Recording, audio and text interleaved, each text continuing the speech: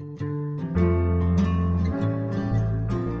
try to incorporate a lot of art projects, hands-on projects in teaching science, and incorporate both the skills of art, but also to get the students excited about projects by using art. The 7th grade is life science, and at the beginning of the year we work with microscopes and cells, and one of the first projects we do, we call it the Cell City Metaphor Project.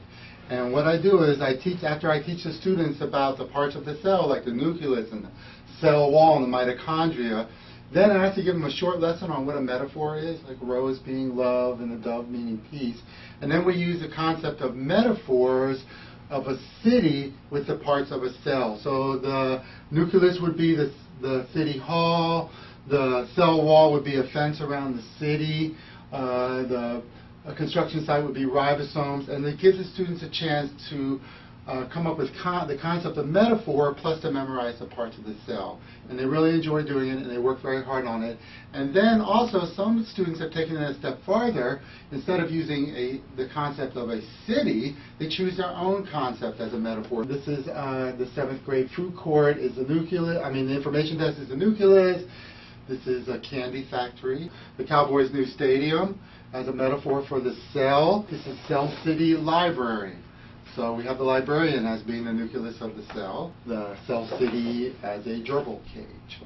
So this is very good because the students, is a good project because afterwards I put them up on the wall and the students can look at them, and then at the end I give them a test, and in that test I also use the metaphors as clues to the questions on the test, and so hopefully it's a memory recall. When I'm teaching the classification of life, what I do is what's called the frozen zoo poster. So it's another way of working in art into learning classification, which also ties in to it's a higher order thinking skill because they have to memorize the different classifications of animals and put them into their grouping. So there are 12 different groupings of animals, starting with the very simplest, which are the sponges, going to the most complex, which is us, the mammals. And also on this paper they have to write a research paper on what's called their expert group. So it brings in writing skills also.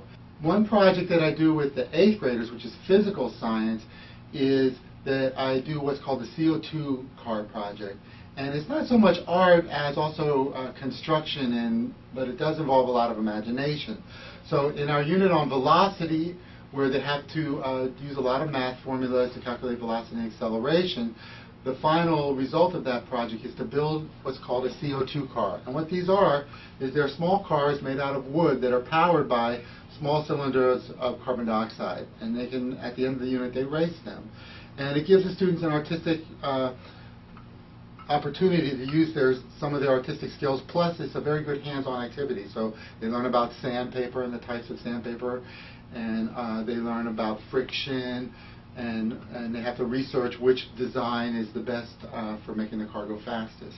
And this is an example of one. You can see they did a very nice paint job on it. I have to teach them how to mask during painting, and then they race them at the end. But then some students take it to a nice level. They get a little creative with their painting. So here we have the peace car with peace on one side and love on the other side, and a peace sign there. And here's just another one with splatter paint. And so they really enjoy doing this. One of my best projects, I think, as a teacher is to make videos. And I've been doing it for numerous years. And what I do is I base it on a program that was in Montgomery County called Event-Based Science, where they take, ironically enough, and sometimes sadly enough now with the local news, is they take something like an earthquake or a volcano or a tornado, and they make a program about it, where the students research it, and like they're reporters and scientists about it. And what I do, I've taken it one step farther and I actually have them film a special report, as if you're watching TV and the program is interrupted with a special report of a tornado. It just hit Rockville, Maryland, right through the Hebrew Academy, which is our school.